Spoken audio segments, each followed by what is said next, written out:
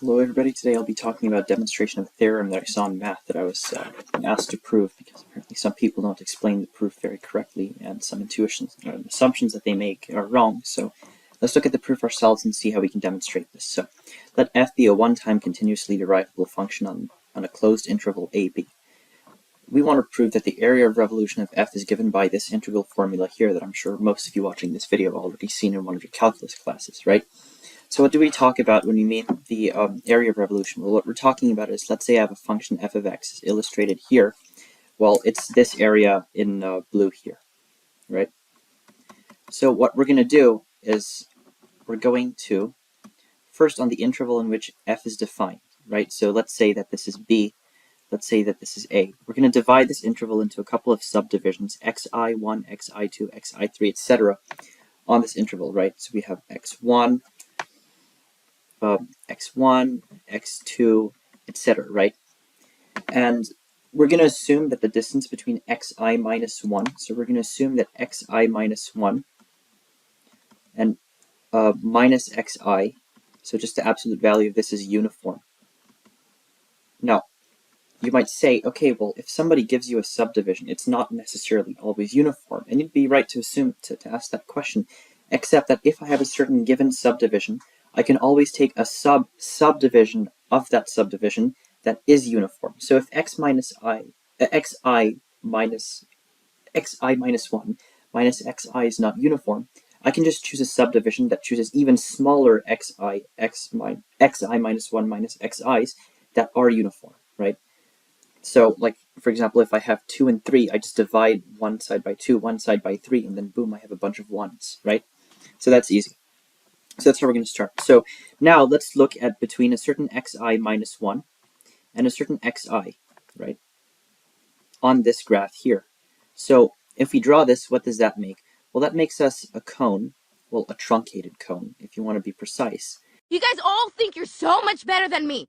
Oh, Meg, that is the least fancy thing I have ever heard. That looks a little bit like this, right? Where on here, on one side, you have a radius f of xi. On this side here, you have radius f of xi minus 1. And you want to know what the surface area of this cone is here, depending on the two, right? And obviously the distance here is xi minus 1. If that right. All right, right. That is, that's the base thing of this problem. And so basically, using, I guess, geometry that you've seen in elementary school, I'm assuming, or maybe after, I'm not going to go into the development of this formula. I'm going to leave it as a proof for the reader as one of the memes. But essentially, this area here is quite literally just 2 pi times f of xi plus f of xi minus 1, everything divided by 2, times the square root of f of xi minus f of xi minus 1, everything squared. Oh, I'm running out of space already. Everything squared plus xi minus xi minus 1. So one assumption obviously that you make is that xi is greater than xi minus 1, the same way that if they give you a closed real interval that you're always going to assume that b is strictly superior than a, unless they tell you otherwise. Anyways, this is what our a area gives us here, right? And our a area is quite literally, we decompose this area, right? So by definition, what we would have is that, so if I pose a, and I'm not just adding a useless step, you'll see later on why I'm doing this for the proof, right? So if I pose a Bn area, and I define Bn as being the sum from I is equal to 1 up to n of ai, then we have, by definition, right, our area of revolution, sigma, that's the Greek letter that they used to denote the area in the problem statement, so I'm going to stick with that. Sigma there, that's equal to the limit when n goes towards infinity of Bn, right? Now, the thing is that this area here, A, that we have, we don't really like it, right? We don't like having an expression like this because it's long and it's annoying, and honestly, I don't want to have to write it again. Which is very convenient because we're going to make now assumptions based off the continuity of the function f. So when they tell you that a function f is derivable, again, this is a proof for the reader, it's almost trivial. A function that's derivable is also a continuous function. So using continuity and derivability theorems about the function f, we're going to assume two things. So the first one, I think in French is called the TAF, the théorème des accroissements finis. That's basically a theorem that says that for a function f in the situation that we have here, right, there exists a certain z belonging to our interval ab. So not ab, but in this case we're going to denote zi. So xi minus 1, xi, such that we have f prime of z is equal to f of xi minus f of xi minus 1, everything divided by xi minus 1. If it renders. Right. Then a second assumption that we're going to make, and this is our average value theorem. We're also going to, well, we're not assuming, but again, this can be proven, that there exists a certain y, again, belonging to xi minus 1, xi, such that f of y is equal to f of xi plus f of xi minus 1, everything divided by 2, if this renders. It renders. I'm running on a potato here. Okay, whatever. So, as I said, f of xi minus 1, everything divided by 2. Right? And those are two things that we know. And so if we simplify in our AI formula here now, AI, artificial intelligence, I should make a meme about this. In our AI formula, we get AI is equal to, and so I'm not going to rewrite all the developments. You're just going to have to do an r/trustmebro is the source for this. It's equal to 2 pi times f of yi times the square root of 1 plus f prime of z squared, all of this times xi minus 1, or it's actually xi, minus xi minus 1, right? And so that's our AI formula, right? And of course, when we take the limit of the sum of all of these, we're going to get our Bn formula. And that's going to be, by definition, our, that's just quite, yeah, the definition of our surface area. So now we're going to draw a big line here, and we're going to go into a second thing. Because we've talked about our area formula, but we haven't got anything close to this. Although that might look close to it, we haven't actually proven that it's anything close to the integral formula, right? So now what we're going to do is we're going to draw a Darboux sum. So if I can zoom in enough.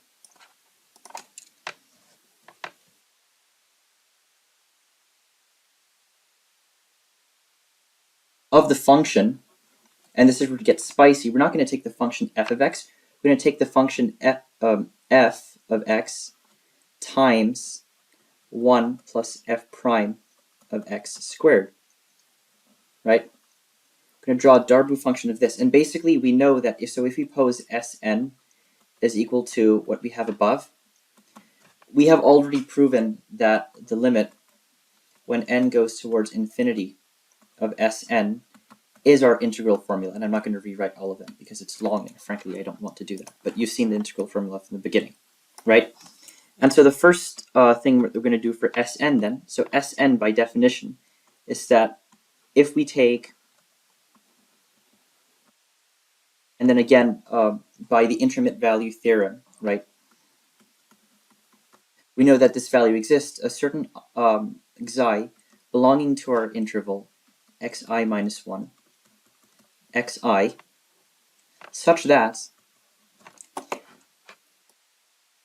oh, my bad, when I go to, such that basically the value of our function that we're taking a Darboux sum of, so in this case not f of x, but f of x, so in this case not x, but xi, times 1 plus f prime of xi squared is maximal, right? And so basically what we're going to do is we're always going to overestimate the sum, right? That's what the whole principle of a superior Darboux sum is. The difference between a Darboux sum and a Riemann sum being the Riemann sum, you take your f of y value based off of right or left on an f of x interval, whereas in a Darboux sum you choose the x at which you're going to evaluate the function depending on its y value. So then in this case here, we're going to have your Sn. That's going to be, by definition, the sum from I is equal to 0 up to n. So of this little bit here, f of xi I times 1 plus f prime of xi squared times, of course, your delta x in this case, which is still f of xi minus f of xi minus 1. Right, and we could already make a little simplification to this formula here, except that we're going to do that when we get to the spicy part of the proof, so we can do like it all at once, so that you can be amazed, right? So another thing is that since f is continuous, right? Oh, there.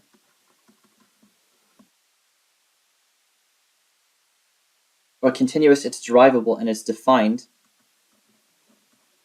on your closed interval AB, right? So because f is derivable, I think that's what the actual theorem says. No, it's continuous indeed. Because f is continuous and it's defined on an interval AB, that means that on that interval AB, f takes a maximum value and f takes a minimum value, right? And we also have that f of x times the root of 1 plus f prime of x squared is also continuous. Why? Because we assumed that f is one time continuously derivable. That means that f prime is continuous. This is a composition of that, this is the square root of that, and this is a composition with another continuous function. So this whole function here is also continuous. These two functions are continuous, so they both have a maximum. Now, we don't know if the maximum is the same or not, but frankly, to us it's unimportant. What we're going to do is, let's just say, and now we know that this exists, let's take m, such that m is basically always greater or equal than f of x, and m is also always greater or equal than f of x times 1 plus f prime of x squared, right? So we're going to draw this m value here, and this m value here is also going to be important in the next part of the proof, so please keep that in mind. So now we build that. We also know that because the functions are continuous, oh, where did I go now? Because the functions are continuous, so I'm going to write this expression with f of x, but keep in mind that the function f of x plus 1 f prime of x squared is also a continuous function, so this also applies it. So because it's continuous, that means that there exists, what am I saying? Because it's continuous, that means that regardless of your epsilon tilde greater than 0, there exists a certain delta tilde such that if x minus a is inferior to that delta, that implies that f of x minus f of a is inferior to your epsilon tilde, right? That's just the definition of the limit when x goes towards a, f of x is equal to f of a, because these are continuous functions, right? And furthermore, we're going to define epsilon tilde as being equal to epsilon divided by 4 pi m times b minus a, right? That's one key parts of this proof, the way that you define your epsilon tilde. And so the same thing applies, so that means that basically if n large, right, so we're going to say greater or equal than a certain n, we have the difference between f of x and f of a is smaller, if this renders again, and f of a is smaller than epsilon tilde, and that also means that the difference between f of x times 1 plus f prime of x squared minus, f of a, etc., is inferior to your epsilon tilde, right? epsilon tilde, I'm not going to rewrite it, but you see that it's this expression here, right? And so again, keep in mind that we're going to make this substitution later on in the proof, so this is also important to know, right? So now that we've basically went through all of the properties of the functions that we're going to be using, let's actually get into the meat of the proof, which is the assumption, the estimation of differences. So now we can develop our integral.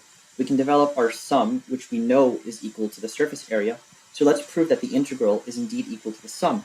So what does that mean? That let's say, let's take epsilon greater than 0, right?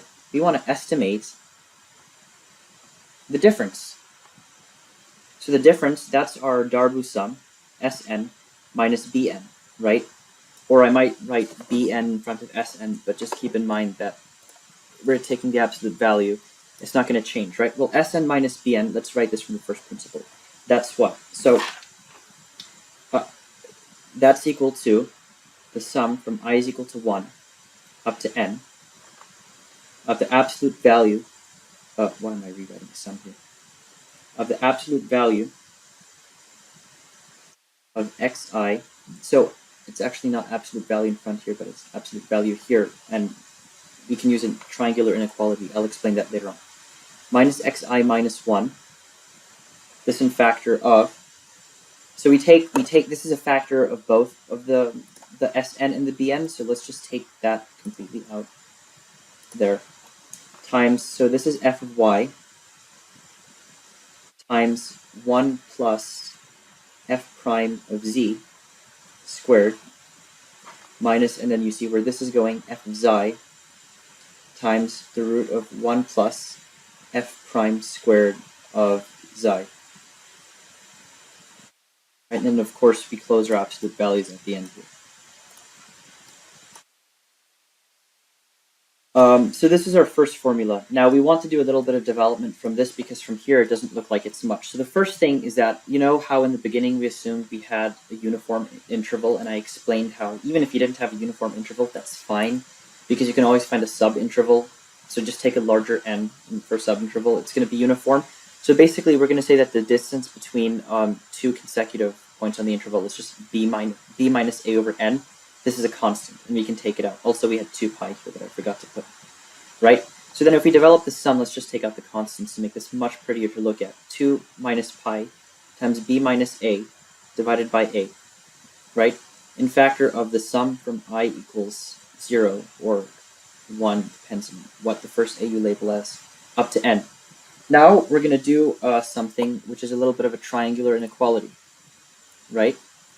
So let's say that this is equal to a, let's say that this is equal to b, let's say that this is equal to c, and let's say that this is equal to d, right? Well, our triangular inequality is going to tell us what? Our triangular inequality is going to tell us that the absolute value of AB minus CD, that's what? That's inferior or equal then, or in this case just equal to AB. If I go a little down now. Oh. The computer. AB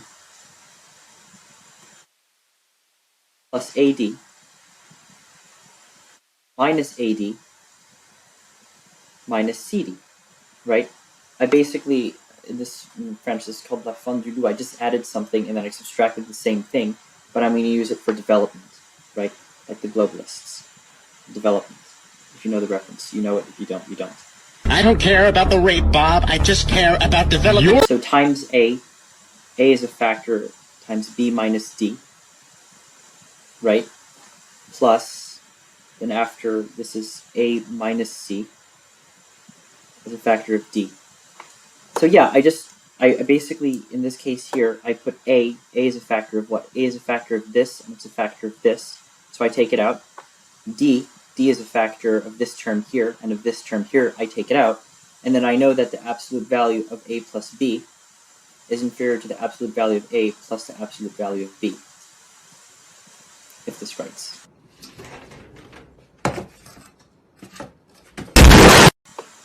Right, like this. So I know that that's true. So with this development here now, if I apply it to the particular sum that I have, and I rewrite it, that's going to give me, oh, if this loads again, that's going to give me the sum of the absolute value, still, of f of y, which is our a, so in factor of b minus d, so that's 1 plus f prime, so there's a 1 here, of z squared, the square root of that, minus the square root of 1 plus f prime of xi squared, this absolute value here, plus this absolute value here, so 1, so in this case we have our d, which is this, so 1 plus f prime of xi, I think you know where this one is going from this I think we all know where this is going. point here, times the difference f of y minus f of xi, right? Now, what do we know? We know that f of y is always strictly inferior than the m that we defined in the beginning that I told you to remember, right? We also know that f of 1 plus xi, basically xi is on the interval xi, is also inferior or equal than m, right? So now let's rewrite this. So this sum is inferior or equal. So this sum here is inferior or equal than, again, 2 pi times b minus a over n. Oh, I need to scroll down again. And it's 2 pi over 8 over n, if that is not gibberish enough. True international under pressure. Times, so we're just going to replace our f of y by big M. So big M times the absolute value difference of 1 plus f prime of z. And this is where you realize, wait a minute, this is a deja vu. Have I seen this proof before? And I'd tell you, yes, this is the same model of proof as you've seen in previous analysis proofs too. So f prime of y, but let's just finish it, although the ending must be evident by now. Times this absolute value here, plus another m times the absolute value of f of y minus f of xi, right? When this loads. Now, hold up. Didn't we already talk about how f was a continuous function? I think we did.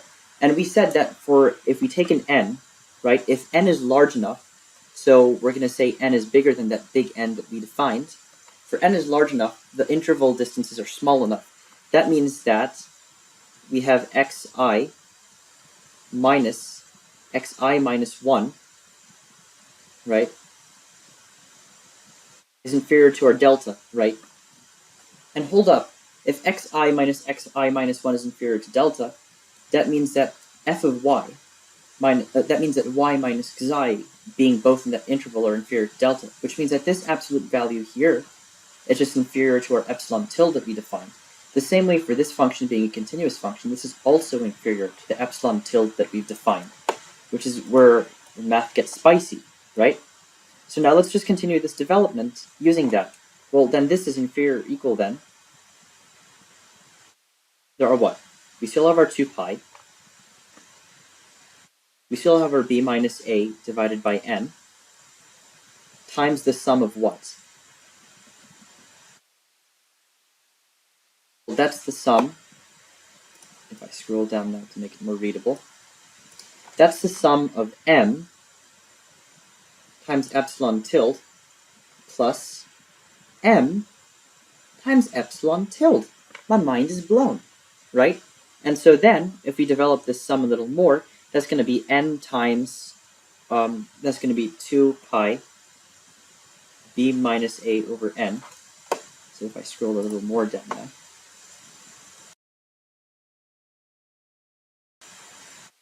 So 2 pi minus a, so just when we take the sum of two numbers, so this does not depend on I, right? So that's the same thing if I just multiply by n, and then I multiply that by m times 2 times epsilon hat, or epsilon tilde in this case, I call it. And this basically, if we recall our definition of epsilon, or epsilon tilde based off of what epsilon would be, this is basically equal to epsilon, or inferior or equal then to epsilon. Or you get the point, right? We assumed that our sum as a whole was inferior or equal to what we build up to this number. So what we did is, that doesn't matter now anyways, we took the difference between our Darboux sum and or our integral in this case, because when we take the limit, we took a difference between our integral, we took the difference between our surface area, and we found that for an arbitrary epsilon value, we can have that the difference between the two in absolute value is smaller than epsilon. So this concludes the proof. Now I got to put a little square by the top of the statement.